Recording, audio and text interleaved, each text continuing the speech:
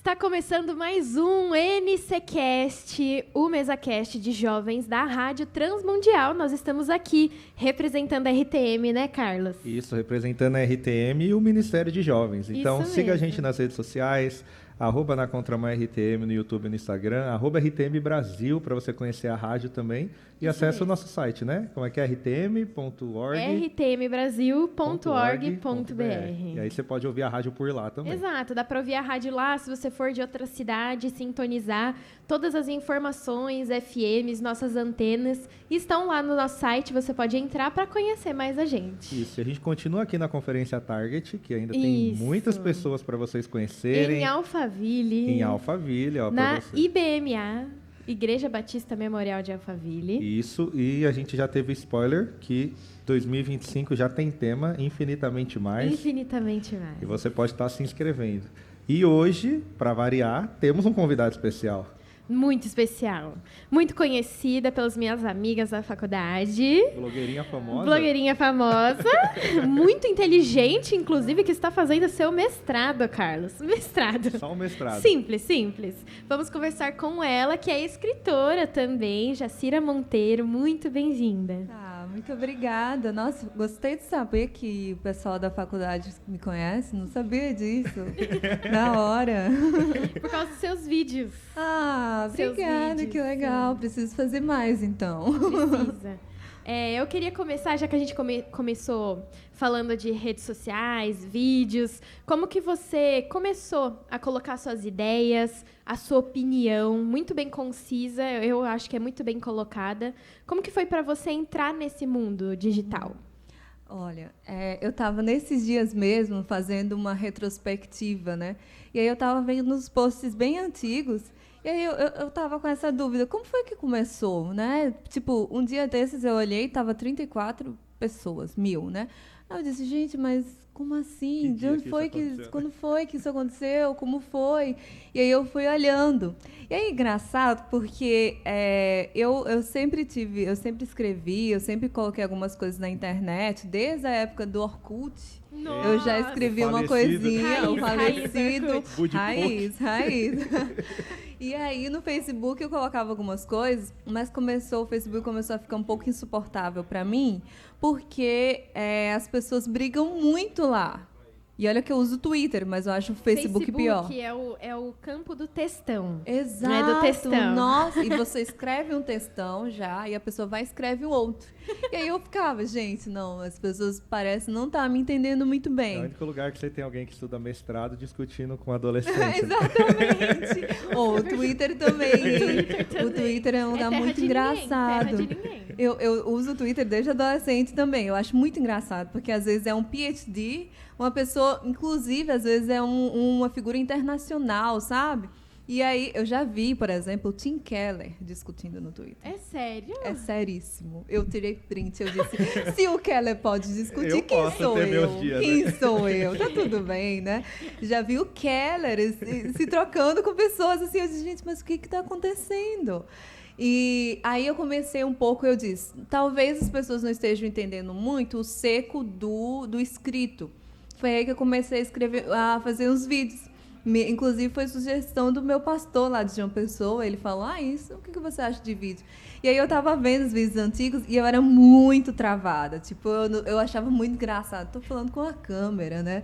E aí eu era muito travada, ficava muito séria. E agora eu estou um pouco mais desenrolada e tal. Mas foi isso. Foi nesse contexto aí. E para chegar no tema do preconceito, porque é algo que hoje em dia podemos dizer até que está em alta a discussão sobre, mas no meio cristão é meio difícil. A gente tem uma dificuldade grande porque a gente tem medo de virar uma pauta política, então não fala muito. Eu acho que as pessoas até entendem que é um pecado, mas entendem que dá para conviver com isso. E como que você chegou no seu relacionamento com Deus, com sua família, e falar, eu preciso falar sobre isso e tentar propor uma mudança? Eu não sei, eu não estou certa que todas as pessoas sabem que é pecado. Eu não estou certa disso. Muitos eventos que eu já participei de palestrar, e no final muita gente chegou para mim e disse, eu nunca tinha parado de pensar como pecado. Então, eu acho que colocar isso primeiramente como pecado e dizer os porquês é o primeiro ponto. porque nem todo mundo entende isso, justamente pelo que você falou, de que é uma pauta muito mais política, a gente vê muito mais a militância falando, então é associado muito mais com uma questão sociológica, uma questão assim, do que pecado, né? E principalmente porque você não vai ver nenhuma passagem na Bíblia dizendo não sejais racistas. Então as pessoas associam assim, tá, mas não tem nenhuma passagem na Bíblia que fale de trindade, por exemplo. É uma doutrina que a gente percebe pela nuance do que está sendo dito lá. São 3 que são 1 e tal. Então a gente cria isso. Então tem muita coisa que a gente fala que não está explícito assim na Bíblia. Não sejais isso ou aquilo. Mas que a gente pega os princípios e aplica. E pelo que a gente vê de Deus, que ele é um Deus que não faz acepção de pessoas, então, teologicamente, a gente vê o racismo como isso, né? Que é fazer acepção de pessoas, é estereotipar alguém e diminuir a humanidade dele, sendo que Deus está dizendo que todo mundo é a imagem e semelhança dele. Então, eu vi essa necessidade de falar sobre essa temática, porque a minha família também é uma família toda de preto, né? Então, somos imigrantes, né? Viemos do contexto onde todo mundo era igual a nós, né? O continente africano, Guiné-Bissau e tudo mais, e chegar num país onde dizia-se que 50 e pouco da população é preta, mas a gente não via essa população. Pô, mas cadê os pretos desse país? A gente não está vendo ninguém, eu só via minha família de preto ao meu redor, sabe? E aí eu comecei a questionar muita coisa, e em casa a gente conversava sobre isso, mas quando eu entrava na igreja e tudo mais, eu não via uma pregação sobre isso.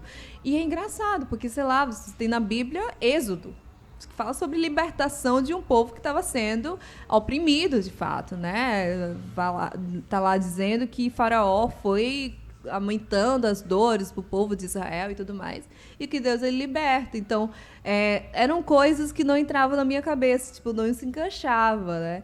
E aí eu me propus a estudar mais sobre isso. Primeiramente, não foi com a intenção de falar para as pessoas, foi uma intenção de entender mesmo, e entender que, perante Deus, eu sou um ser humano completo e que não tem nada de errado com a minha cor. E depois foi no sentido de propor por ouvir pessoas que tinham passado pelas mesmas coisas que eu. Então você foi mais esse momento seu de reflexão, sim, estudou primeiro e aí sim, falou, bom, vou falar. Eu acho que quando a gente está estudando alguma coisa, está vivendo, né? Uhum. A gente tem que falar. E acho que isso que torna a gente humano, na real, né? Quando a gente vai ver. Você comentou que você veio com seus pais, que você conversava isso em casa.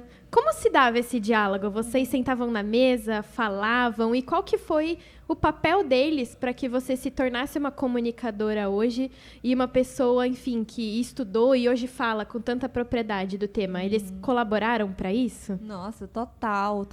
Eu devo tudo ao meu pai e à minha mãe, tudo. Meu pai, ele é mais intelectual. Eu não tenho a metade da inteligência que ele tem. Ele é muito inteligente. Já morou em Israel, fala 1 milhão de línguas. Ele é muito bom. E aí, ele me incentivava muito a ler. Tipo, o primeiro livro que eu ganhei foi o meu pai que me deu. Ele dava dinheiro para eu poder comprar livros quando criança e tudo mais. E é um hábito que permanece até hoje. Ontem mesmo, minha irmã, né, minha irmã tem 10 anos. Ela me ligou para mostrar o livro que a minha mãe estava comprando para ela. Então, é uma coisa que é um hábito da minha família. Minha família é muito de leitura. Minhas tias fizeram teologia, meu pai fez teologia, depois ele fez direito. Então, ele gosta muito desses assuntos relacionados a direito mesmo, a responsabilidade com outra pessoa e tudo mais. Então, comentava-se, assim, né, tanto na mesa, quanto no dia a dia, tanto assistindo o jornal, e aí, você viu isso que aconteceu? Não sei o quê. E sempre propunha reflexões. Meu pai, a cabeça dele não para, é incrível. A minha, eu paro de vez em quando, eu vejo The Office. Eu sou muito fã. Muito fã. Eu confesso que quando eu vi você falando de The Office com camiseta, eu falei, meu Deus! Agora ela tem que ser minha amiga. Vou entrevistar ela, então ela fala de The Office. Falar de The Office. Porque tem gente que fica só na bolha intelectual. Eu não, eu gosto dessas bobagens também. E que não é bobagem, né? The Office é uma coisa muito séria. Vamos respeitar Michael Scott. Mas eu fui criada nesse ambiente, meio que me levou a isso, a ler mais, a estudar. Meu pai, você tem que estudar 9 horas por dia, criança, assim, Legal, uma coisa é a tarefa de casa, outra é estudar. Você fez a tarefa de casa? Beleza, agora é a hora de você estudar. E estudar a Bíblia também, é o momento de estudar a Bíblia, E etc. a sua mãe junto Minha mãe nisso? junto. Nunca faltou cultinhos infantis em casa. Cultinhos de casa, né? Cultos domésticos. Todos os dias a gente se reunia, assim, mamãe é enfermeira, né? Às vezes ela não está em casa. Isso até hoje. Aí fazia o culto com meu pai, né, e tal. Então, sempre teve isso. Minhas dúvidas teológicas eu perguntava para o meu pai, né? Porque ele fez teologia e tal. Então, eu cresci nesse meio. E por isso que muito do que eu sou hoje é do que eu fui moldado realmente em casa, né? E aí, nesses papos que vai e vem, meu pai me incentivou a estudar um pouco mais sobre isso e, de repente, Deus tá fazendo isso que ele está fazendo, né? Na verdade, eu também estou acompanhando o que ele está fazendo, porque eu também não estou entendendo muito bem o que está acontecendo, não. E como que você lidar com tudo isso? Porque a gente ainda não tem uma concepção tão... muita terapia e oração. Porque a gente não tem ainda claro que é um pecado em muitos locais... É simplesmente um bagulho simples que é falta de leitura, né? Se você lesse a palavra, acho que é bem claro. Talvez a gente tenha um texto que eu gosto muito, a gente falou na igreja recente, Jesus e a mulher samaritana, acho que é uma quebra boa disso, de quebrar uma barreira. Jesus é o nosso maior exemplo, beleza, mas ele pega uma barreira de preconceito, ele senta com ela e conversa. No seu caso, chegou num país estrangeiro, então já tem uma outra dificuldade, você já é estrangeiro aqui, então... Cultura. Como que você lida com isso? Tipo, vou sentar na mesa com essa pessoa, sei que ela vai me rejeitar pela minha cor, ou pela minha fé, ou por onde eu vir, mas eu vou conseguir mostrar Jesus para ela. Como se dá isso dentro de você? Porque é algo realmente de quem sofre. E você, como cristã, tem que ser quem redime essa pessoa junto com Cristo? É muito difícil. Assim. Mas a primeira coisa que me passa, que me vem à mente, é Isaías 53. O do servo sofredor. Quem sofreu, quem pegou todas as dores que eu sinto é Jesus Cristo. Se Jesus já pegou todas as dores que eu estou passando, não tem necessidade de eu pegá-las de novo. Esse é o primeiro ponto. E isso é muito libertador. Essa mensagem é muito libertadora. A mensagem de que Cristo, ele pegou todas as dores e ofensas que a gente sofre no dia a dia. Ele já sofreu por elas, ele já passou por tudo isso. Eu não preciso passar por isso de novo. Por isso que o cristão, ele tem uma maior disposição, ou deve ter uma maior disposição para o perdão. Porque a dor que a gente está passando, ela não precisa ser retroalimentada em nós de novo, porque Jesus ele já pegou tudo isso. Claro que é difícil no dia a dia. É uma coisa, um exercício mesmo de lembrança, todos os dias. Tem vezes que eu passo na rua, vejo uma atitude que eu sei que aquilo foi preconceituoso e eu tenho que lembrar, eu tenho que respirar primeiro, 1 milhão de vezes, contar até 100. Graças a Deus eu sou muito tranquilona, então eu fico muito mais tranquila e tal. Mas aí tem duas coisas. A questão da personalidade também conta. Tem gente que é mais reativo. Magoou, vou magoar você de volta. E tem gente que tem uma personalidade um pouco mais como a minha, mais melancólico. E aí a gente pega as dores e começa a desconfiar de nós mesmos. Será que eu sou digna mesmo? Será que a pessoa não está certa? Eu sou mais desse tipo. E aí eu tenho que voltar, meus olhos para Jesus, mas Jesus está falando que eu sou, é a pessoa que está errada, é o pecado que está nela, é o pecado que está na sociedade. E é realmente um rolê de criança mesmo, dizer para mim, calma, não é assim, tal.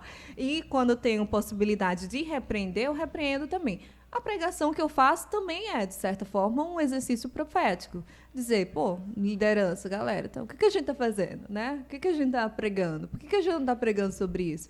E no dia a dia também, sei lá, se um amigo, mesmo que seja amigo, a pessoa cometeu algo, vai dizer, olha, nisso aqui que você fez, não é legal por isso, por isso, por isso.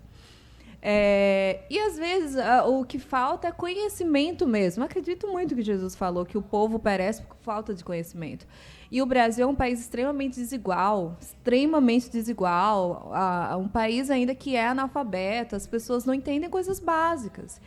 E eu acredito muito na educação, né? Senão eu não estaria fazendo um mestrado em educação, né? Da cultura.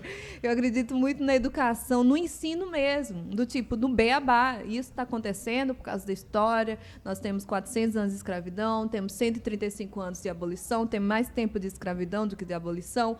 Então, é óbvio que a nossa sociedade ela não está transformada ainda, né? Muita coisa daquela época ainda reverbera no nosso tempo. Então, tudo isso é o que eu coloco em evidência para as pessoas, mas vai pelo ensino, e o ensino em amor, que era o ensino que Jesus fazia. Ensinar em amor quebra as pessoas que estão com preconceito. Do tipo, eu não vou revidar você, eu não vou tratar mal você, mas o mal que você me faz, eu vou lhe tratar de forma bondosa. E isso quebra, isso é o evangelho. Então, nem sempre a gente consegue? Nem sempre a gente consegue, mas a gente tenta e o Espírito ele vai ajudando. Né? E é isso, né? Eu amo você, não seu pecado. Exato, a gente não pode amar o perfeito. pecado da pessoa, né? Mas tem que amá-la. É muito bom falar isso, né? Porque eu acho que é muito isso. Além do Carlos ter falado da gente não lidar como pecado, que é uma coisa... como que ele falou, você tem que ler a Bíblia. Se você ler ame ao seu próximo como a você mesmo, meu filho, você está pecando. Exato. Né? E eu queria entender, assim, você estava falando que falta informação. Beleza.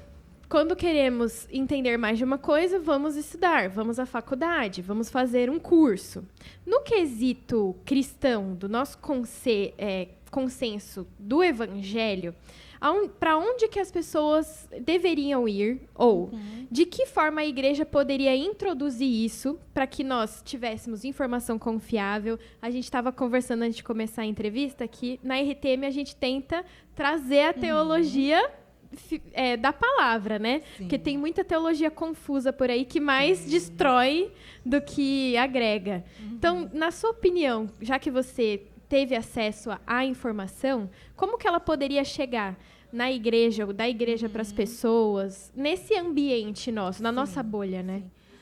Tudo na igreja passa pelo púlpito, né? O púlpito é o local mais importante, porque dependendo de como o pastor ele conduz a igreja vai ter uma identidade ou outra. E isso não tem muito o que fazer. As lideranças eles estão lá para construir junto, mas o cabeça, né? É Jesus, né? Mas o cabeça no sentido é o guia, exato, perfeito. O guia lá é o pastor que vai ser como referência. Então o púlpito ele é muito importante. Pregar sobre essas questões é muito, muito essencial, né? Pegando as passagens mesmo. Êxodo, o livro todo está lá falando sobre como a opressão, como a injustiça acaba e destrói as pessoas.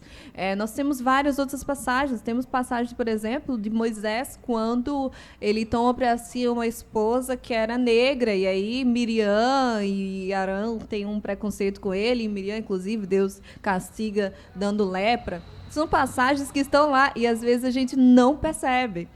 Mulher samaritana e Jesus, né, que vocês comentavam comigo antes, que está lá Jesus trazendo essa junção. O próprio ministério de Paulo, ele repete em todas as suas cartas de que ele foi chamado aos gentios. Ele está falando do ministério da reconciliação aplicado aos povos também. Apocalipse, você vai ver. De Gênesis a Apocalipse, você vê isso. Gênesis está falando da composição de todas as pessoas sendo imagem e semelhança de Deus.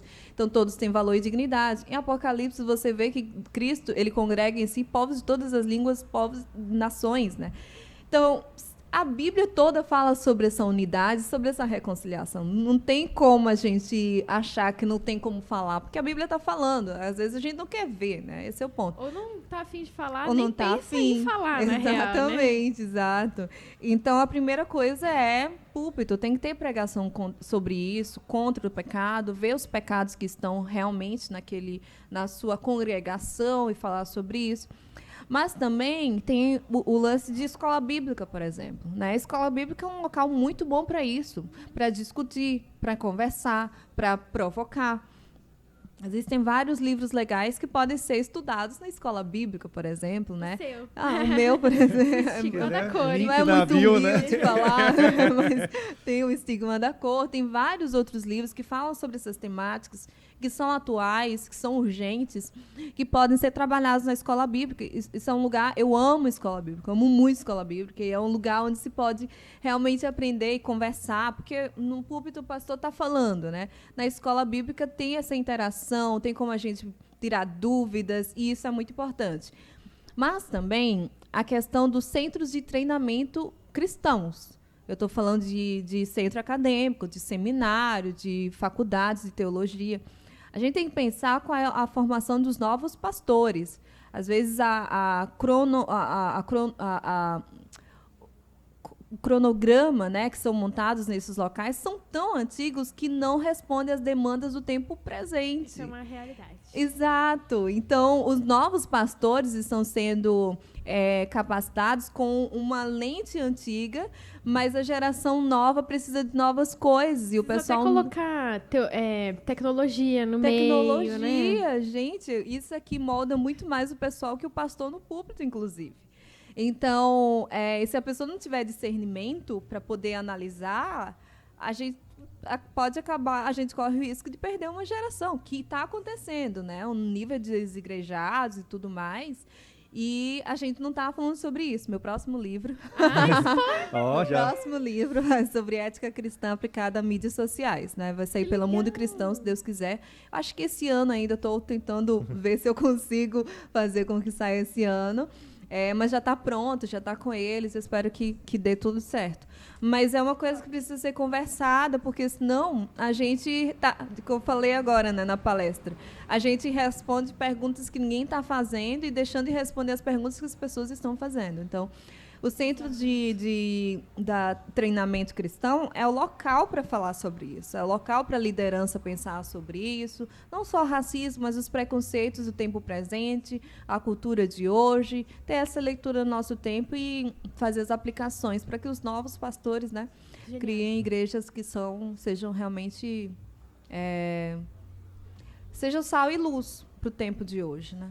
Caímos na publi ao vivo aqui, você viu, né? Ela deu uma resposta naturalmente. O livro.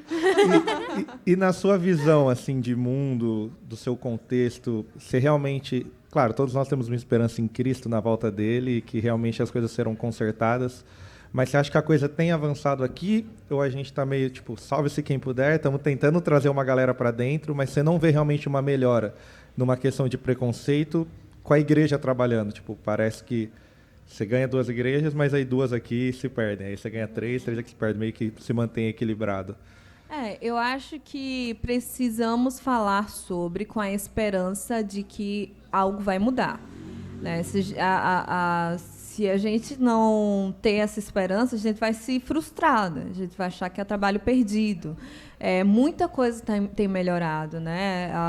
Por exemplo, o meu amigo Davi Lago, ele lançou um livro agora sobre Luther King Jr. pela editora Quitanda. E, eu estou falando sobre esse assunto numa igreja extremamente grande, né? Em um contexto extremamente grande, coisas que anos atrás não aconteciam. Então, algumas coisas estão modificando. A própria publicação do Estigma da Cor foi primeiro pela Quitanda e depois a Thomas Nelson. Foi a Thomas Nelson que conversou com a Quitanda para poder publicar por eles também. Tomás está publicando tudo aí. Tomás está com tudo. Então, tudo isso que tem acontecido mostra, sim, uma mudança. As pessoas têm parado para analisar, mas tudo começa devagar também, né? As coisas começam devagar, a gente não pode querer tudo de uma vez, porque aí a gente vai se frustrar, né? Mas, aos poucos, as coisas vêm acontecendo. Mas a redenção plena, só Jesus pode fazer. Enquanto existir mundo, o pecado vai existir.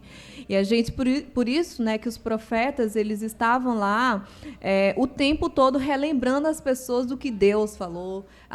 Vocês se desviaram nisso. A gente vai se desviar com o tempo, a gente vai errar com o tempo, e a gente precisa desse trabalho profético, de sempre relembrar as pessoas, né? Daqui a uns anos talvez a gente evolua, talvez a gente regrida com relação a essa temática, talvez a gente evolua com relação a essa temática e regrida com relação a outros, e vai surgir novos, daqui a uns anos vai surgir novos, né?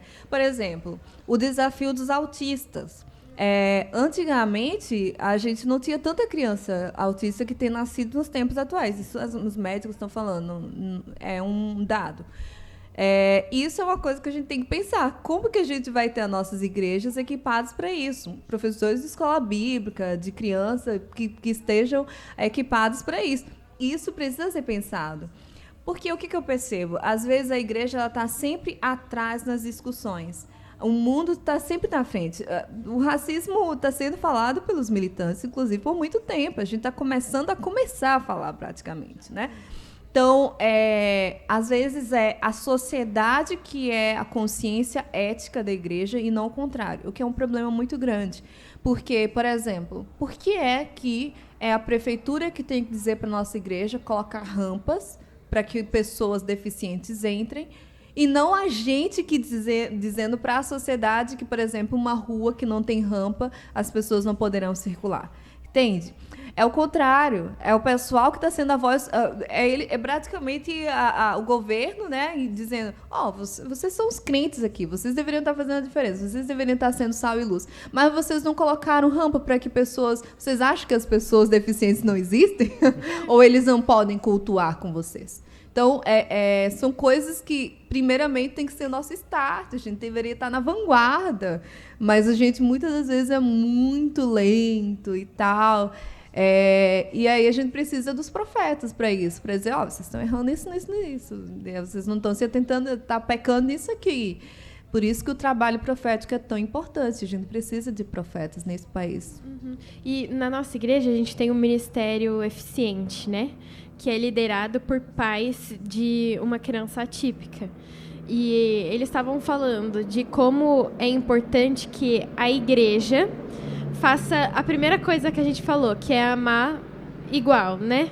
Então, quando eu entendo que crescer na fé, viver em comunidade, faz parte para a minha vida diante de Deus, para que eu seja crente de verdade, eu tenho que ter a vida comunitária, não tem como eu não olhar para o meu lado e falar: poxa, o Carlos é diferente, ele é mais alto, então o pé direito tem que ser mais alto da nossa igreja. Sim. Tipo, é a primeira coisa. É olhar pro meu lado e falar, como que é pra ele, entende? Então, eu acho que começa muito aí. Talvez a gente tenha que voltar no básico, aquele beabá de criança, tipo... Você precisa amar o seu próximo. Tipo, começa aí, né? Você acha que começa aí, que tá faltando essa empatia, essa coisa simples? Sim, porque... no Ministério de Jesus, a coisa que ele mais repetia é tanto a questão do amor, ele resume toda a lei aos profetas, todo o Antigo Testamento no mandamento do amor, né? E ele sempre falava das pessoas se arrependerem. Essas são as duas mensagens. É a mensagem do arrependimento, porque nós estamos sempre pecando, e a questão do amor. Mas aí você falou uma coisa muito importante, que é o olhar do lado. Mas, às vezes, a gente acha que a salvação ela é individual, e ela é individual, mas os efeitos dele é uma comunidade. Deus ele vai salvar todas as pessoas para formar uma comunidade, para a gente ajudar uns aos outros, para a gente servir uns aos outros, para a gente estar uns com os outros. Mas aí, às vezes, quando a gente vai na igreja, a gente só olha para cima, né? Como se a gente estivesse só adorando aquela coisa e tal, e a gente não vê o lado. Esse é o problema, porque a gente individualiza as relações, tornamos individualistas e a gente retroalimenta o sistema já do mundo, que já é extremamente individualista. Jesus não nos chamou para sermos individualistas, para a gente olhar só para o nosso umbigo. Ele criou a gente para ser irmãos. Para ser irmão, tem um outro também. E para ter o outro... Normalmente a gente fala irmão quando esquece o nome, né? Ô, irmão, não é? Exatamente. Sempre lembrar, ela é individual, mas tem muitos aspectos coletivos, né? Sim. Até porque chegou até você porque Deus usou outra pessoa, né? Perfeito. Ao menos você tem um caso muito específico, mas de um modo geral, alguém chegou levando o evangelho. Eu ficaria o dia inteiro aqui, A gente precisa chamar ela para o episódio de 1 hora. Precisa, Jacira, pro episódio do NCCast. Amo. Mas o nosso De 1 técnico hora. já olhou pra gente, passou até o comandante Hamilton aí no meio do podcast. E a gente tem que encerrar já, né, Gabi? Olha, Jacira, muito obrigada por ter Eu que conversado com a gente. agradeço. Eu acho que a principal coisa que eu queria agradecer, assim, em nome de todo mundo, é porque o bate-papo com você é leve, é Que bom. legal, gente. Você falou que Feliz. falta informação, você traz. Então, obrigado por participar da nossa mesa aqui com a Eu gente. que agradeço, de verdade, gente. Que alegria estar com vocês. Obrigada. É isso. E se você quiser conhecer mais sobre a Jacira, conhecer mais sobre o Ministério na Contramão, sobre a RTM, corre na descrição do episódio de hoje que a gente vai deixar tudo lá pra você, inclusive o link do livro da Jacira, né, Jacira? Boa. Compra logo que vai sair outro. Então, já Vai sair outro. Legal. Se você não tiver esse, já vai estar atrás, né? É verdade. É isso, gente. A gente volta, continua gravando conteúdo aqui no Target.